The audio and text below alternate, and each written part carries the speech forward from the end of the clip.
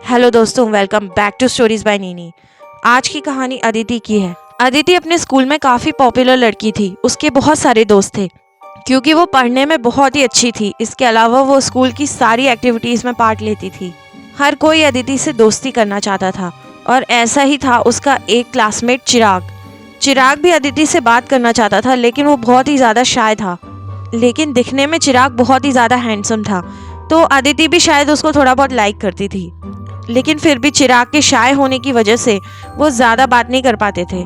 फिर एक बार अदिति ने चिराग को बास्केटबॉल खेलने के लिए बुलाया, तो चिराग उसके साथ बास्केटबॉल खेलने लगा और धीरे धीरे इन दोनों में बातचीत होने लगी। अदिति के ठीक उलट चिराग के स्कूल में कोई ज़्यादा दोस्त नहीं थे, क्योंकि वो बहुत ही ज़्यादा शाय नेचर का था। उसके स्कूल के बच्चे उससे थोड़ा सा वियर्ड मानते थे, इसलिए कोई भी ज़्यादातर उससे बात नहीं करता था। अब ऐसे ही एक दिन अदिति और चिराग बास्केटबॉल खेल रहे होते हैं, तो चिराग उससे कहता है कि अदिति, क्या तुम कल मेरे घर पर आओगी? मेरी मम्मी ने तुम्हें बुलाया है। अदिति ने पूछा क्यों? तो चिराग ने कहा कि मेरी बहुत समय बाद एक कोई फ्रेंड बनी है, और जब ये बात मैंने मम्मी को बताई तो मम्मी बहुत ज़्यादा खुश हो गई। तो मम्मी ने कहा कि कल वो पाव भाजी बनाने वाली हैं, तो उन्होंने स्पेशली तुमको इन्वाइट किया है।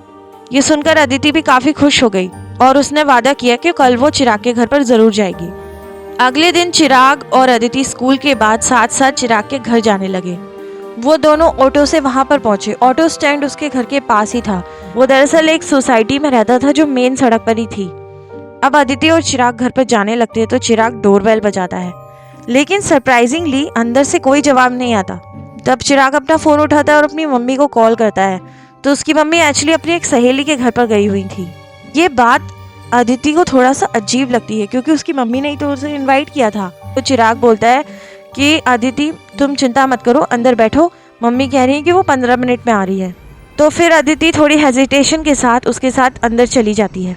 अब चिराग और अदिति लिविंग रूम में बैठकर थोड़ा बात करते हैं। उसके बाद चिराग कहता है कि तुम 2 मिनट रुको, मैं अपने बेडरूम से आता हूँ, तुम यहाँ से कहीं मत जाना। ये सुनकर अदिति को थोड़ा सा अजीब लगता है, पर वो सोचती है चलो ठीक है, शायद कोई काम होगा, वो मुझे कुछ दिखाना चाह रहा होगा, तो वो वहाँ पर बैठ जाती है। लेकिन बड़ी अजीब बात होती है कि 15 मिनट हो जाते हैं, फिर आधा घंटा हो जाता है, ना तो चिराग बाहर आता है, ना ही उसकी मम्मी का कोई नाम निशान था। अदिति थोड़ा सा डरने लगती है।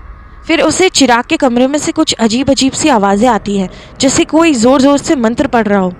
तभी वो धीरे से चिराग के कमरे का दरवाज़ा खोलती है, और जो देखती है उसे देखकर वो घबरा जाती है। दरअसल ऐसा लग रहा था कि चिराग कोई पूजा कर रहा है। उसके सामने कई दिए जल रहे थे, और साथ ही नींबू मिर्ची और हल्दी और कुछ पुतले रखे हुए थे। लेकिन वो भगवान के पुतले नहीं थे, वो आटे से बने हुए पुतले थे। उन्हें देखकर चिराग ज़ोर ज़ोर से कांप रहा था और ज़ोर ज़ोर से कुछ मंत्रों का उच्चारण कर रहा था, जो उसे बिल्कुल समझ नहीं आ रहे थे।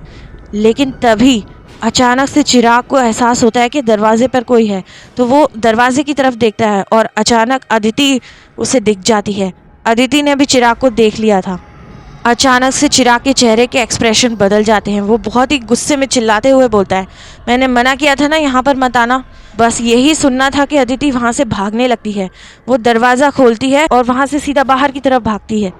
चिराग भी उसके पीछे पीछे आ रहा होता है। तभी अदिति को वो ऑटो स्टैंड याद आता है। वो सीधा उसी तरफ भागती है और वहाँ जाकर वो एक ऑटो में बैठ जाती है। ऑटो वाले भैया उससे पूछते हैं कहाँ जाना है। वो कहती है बस भैया यहाँ से चलो। ऑटो वाला समझ जाता है कि कुछ गड़बड़ है, तो वो भी ऑटो भगाने लगता है। थोड़ी देर आगे जाकर ऑटो वाला पूछता है, मैडम आप ठीक तो हो?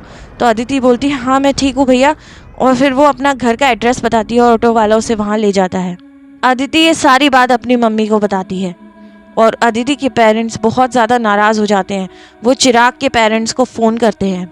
फिर उस दिन के बाद से स्कूल में तरह तरह की बातें बनने लगती हैं कि चिराग शायद किसी काले जादू वगैरह में इन्वॉल्व था, और शायद वो अदिति को पाने के लिए इस तरह का रिचुअल कर रहा था।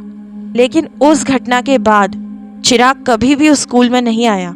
फिर लोग कहने लगे शायद चिराग के मम्मी पापा ने उसका स्कूल चेंज करवा दिया। लेकिन एक बात तो तय थी कि अगर अदिति वहाँ से उस दिन नहीं भागती तो उसके साथ कुछ भी हो सकता था। तो ये थी आज की horror story. Thank you for listening.